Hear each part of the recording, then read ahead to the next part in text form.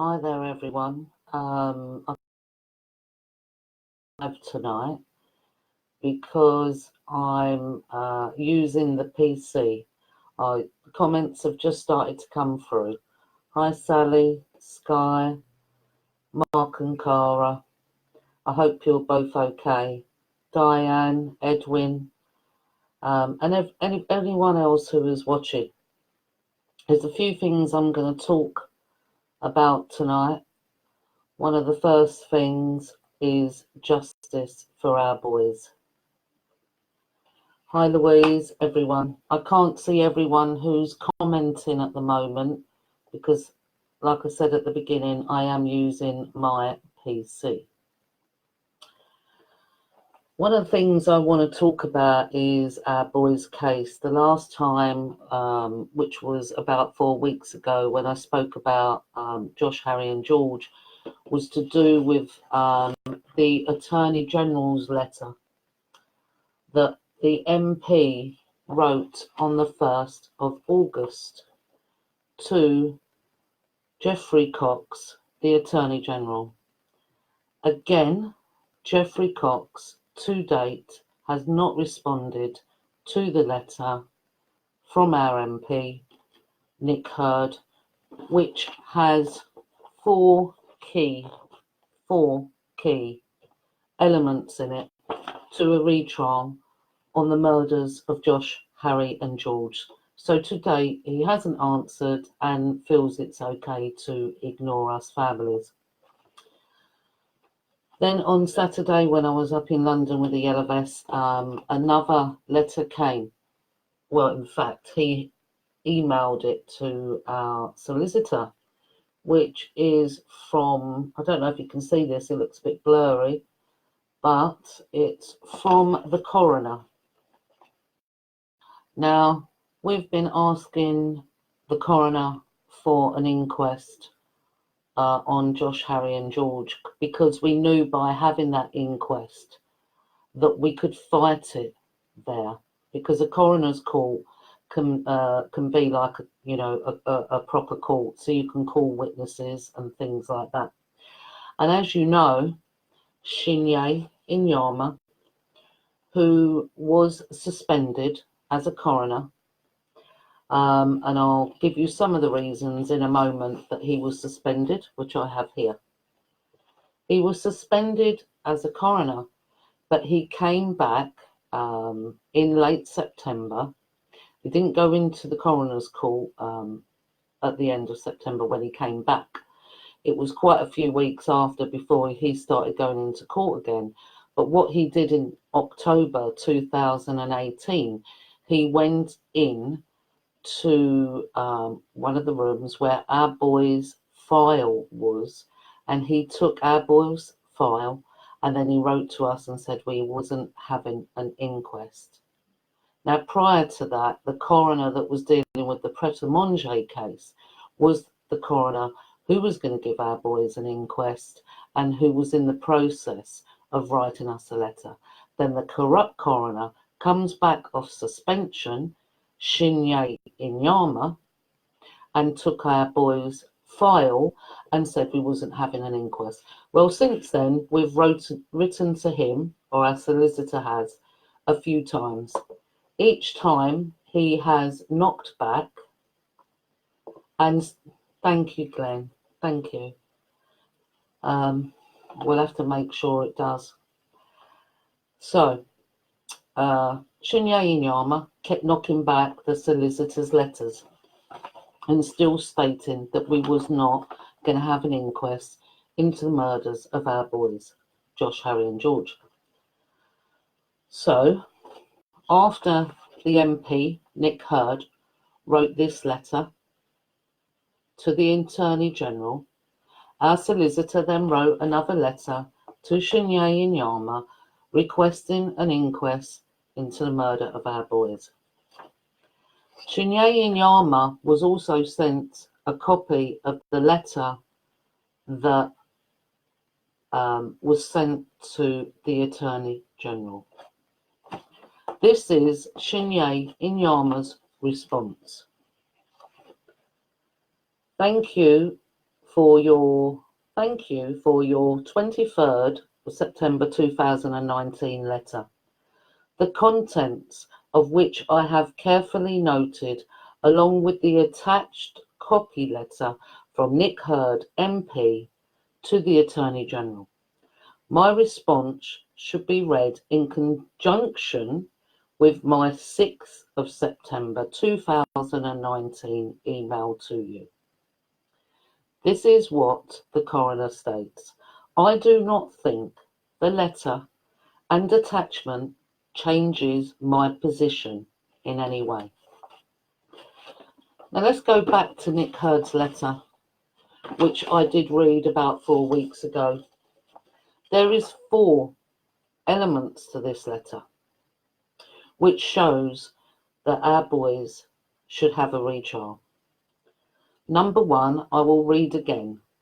The original witness statements cannot be relied upon because they have heard directly from some witnesses that they, the witnesses, felt manipulated by the police in terms of what they could and could not say. They, the witnesses, do not recognise the accuracy of the final statements, which is the witness statements, because as I've informed you before, the police took the original witness statements, took them back, retyped up their own version of that witness statement. The same thing they did in Hillsborough. Number 2, the statements from the police officers at the scene, which refer to 52 different officers, contain material inconsistencies and untruths. They almost put 52 officers at that scene that night, which was not even close to 15. Number 3, key CCTV evidence has been doctored, and some key cameras which should have been reviewed were not accessed in time. In addition, photo stills appear to have been doctored with fake time stamps. Now that's 3 that I've given you. Number 4, right at this minute, I cannot read to you.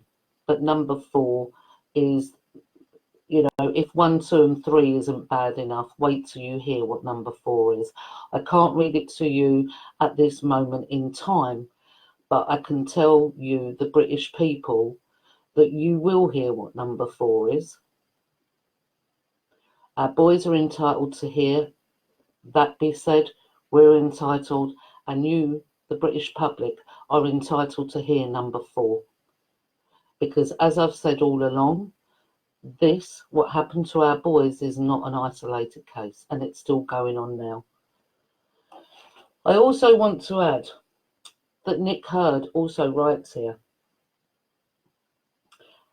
my reading, this is Nick Hurd speaking, my reading of the original collision report and my viewing of the admittedly limited CCTV shown to me does raise doubts in my mind.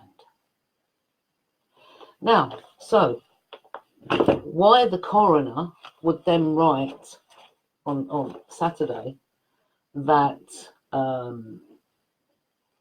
it doesn't change his view or his mind on our boys having an inquest is shocking.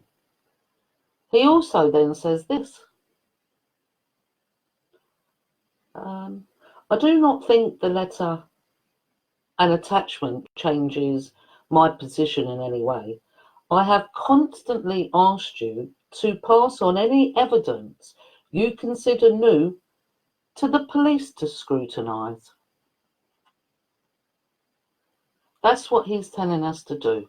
Send the evidence to the police to scrutinise. Now let's bear in mind that it was the police that covered up the murders of our boys, which is evident.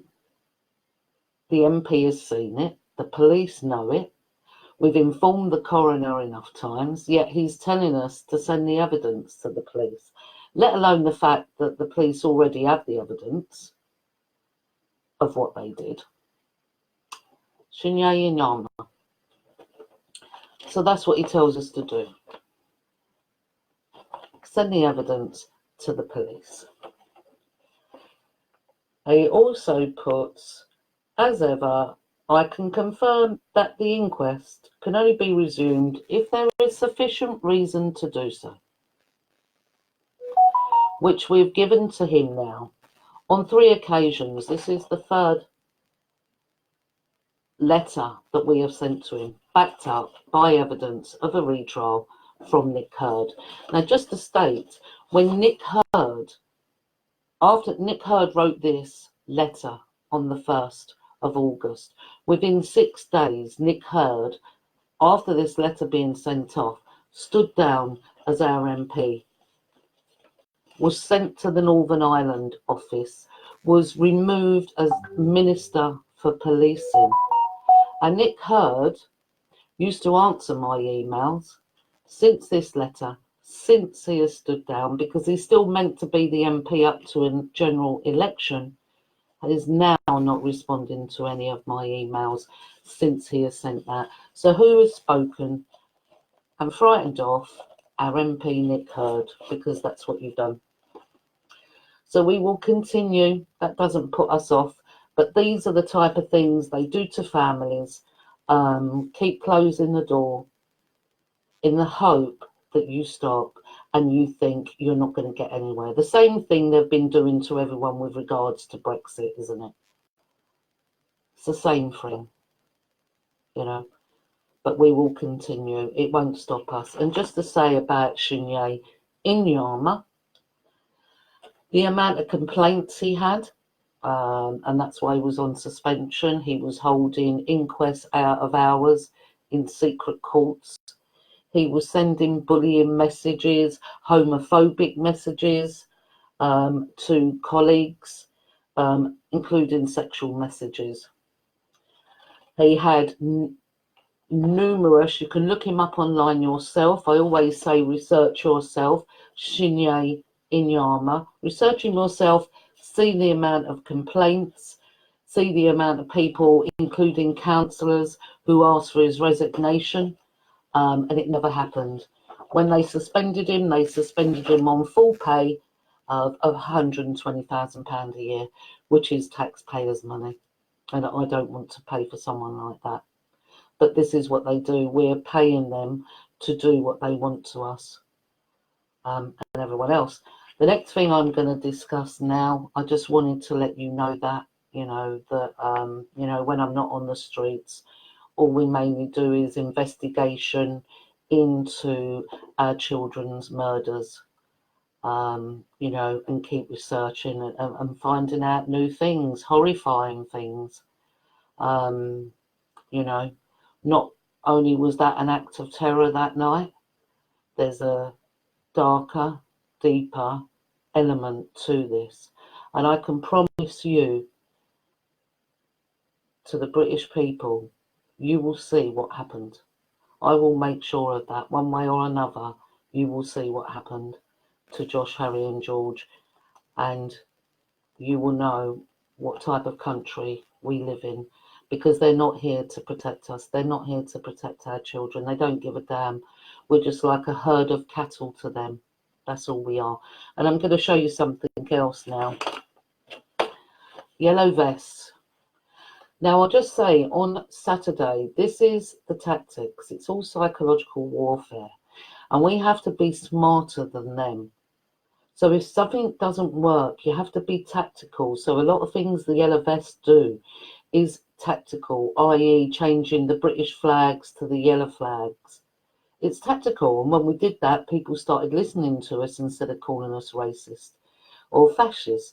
Of course, we, want to fly our British flag.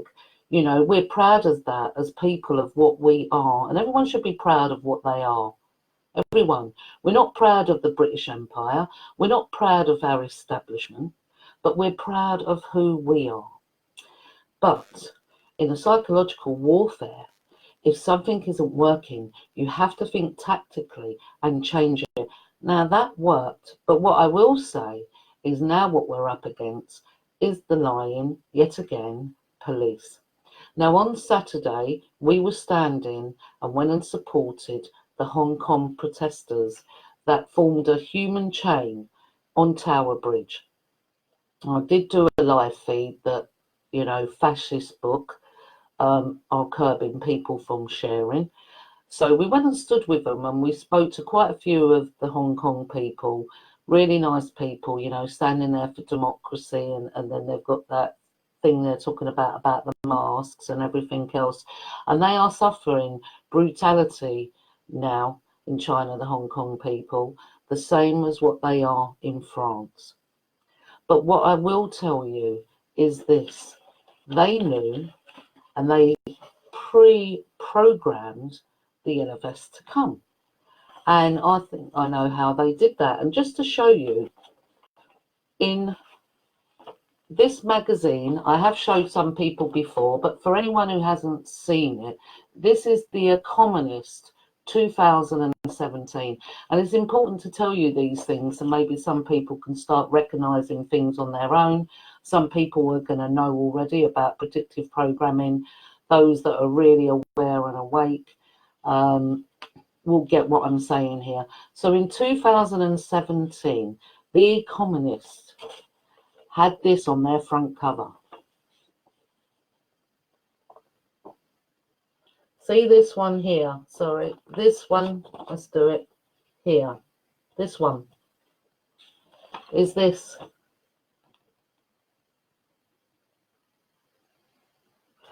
I don't know if you can see it because it looks very blurry when I hold it up and I'm looking at the PC. But it's called The Hermit. It's of a load of yellow people, yeah, walking through the mountain with a herder or whoever that is meant to be up there, saying no to the EU and stop, and another flag and a blue flag and just flags saying no, all yellow people. And as you know, the Hong Kong protesters, because yellow just means unity. You can, so we wear yellow vests. France, they wear yellow vests. The Hong Kong people wear yellow hats and umbrellas. This was predicted already. And it's not a prediction. I apologise. I don't like using that word because they're not predictions. Just like The Simpsons, isn't it? When they predicted all these things. They're not predictions. They already know. George Orwell, 1984, already knew the plan. They're not predictions. Same thing. So what I will also tell you, which you can research yourself, and you can use any website that is called Who Is. And what Who Is the website. You can put a website address in there and it will tell you who is the registrant and when that website was registered.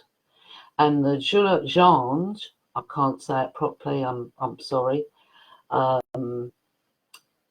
website.com was registered in 2017. In 2017, and then it updated itself in December 2018, early December in 2018, when the yellow vests come out. Now I'm a yellow vest because what I think happened, I think they, just like Extinction Rebellion is paid for by the government and set up by the government. Not that a lot of the people who go and stand and protest with these people know that, but that is the actual case. So it's the same thing here. I think it was done as an opposition, but what happened, it got out of hand and all the people in France started standing up, and all across the world, like the Hong Kong people, like we are. We're not at the stage of others because, I think here in the UK with loads of controlled opposition and infiltrators and agitprops and everything else are spoilers to that. But there is a strong core group in the yellow vests, and they do have a lot of support. Even if you don't see them out on the streets, the yellow vests have a hell of a lot of support from other movements, genuine movements, and the working class people and the poor, which is what we're there standing up for, and their children. So that, I just wanted to tell you, if you go and look yourself, you can see it yourself. they set it up. The other thing I wanted to say was civil unrest. Obviously, I personally believe, and I know many do, what they want is civil unrest in this country. And by doing that, one of the people or the group they're prodding at the moment for that is the veterans. And they're using, you know, Dennis Hutchins, the things like that, which you can see, and they're going to keep prod and prod and prod until they get somewhere with that. None of these men should be on any criminal charges at all, as we all know. Dennis Hutchins himself has already been up 3 times and cleared 3 times. So why is he up again? You've got to question these things, you know, which tells me. And Boris Johnson said that he would, you know, stop the persecution of veterans, and it hasn't happened yet. So stop believing the pantomime, because that is what it is. It's just one big pantomime. What I am going to say about the civil unrest, we don't want our people hurt, which I know, which is what they want. That would put us all on the streets, me on the streets. If they was hurting our people, that's what I would be doing. So the only way to stop that is Magna Carta, and under Article 61 of the Magna Carta. Now, for the people who don't believe in the Magna Carta, for the people who don't believe in it, what have you got to lose? You've got nothing to lose by signing, you know, the Magna Carta and sending it off to the barons. Now, I'm not as educated on the Magna Carta as other people are, so I would say if you can look up David Robinson, you know, Gary Clark, people like that, Lawful Dissent. Practical Lawful Dissent is a group on Facebook. Please look it up, because what I can say to you is I've used it and it has worked. So that tells you something. It has worked. On the 4th of December in the appeal courts, I used it there and it worked. We held that court for 2.5 hours. So I can only tell you that I've used it. I use it with the policy enforcement officers when I am out on the streets, and it has worked. Please believe in it, because it is the lawful way for us to dissolve Parliament. It's lawful. So there's no violence involved. There'll be no civil unrest. We are legally allowed to take back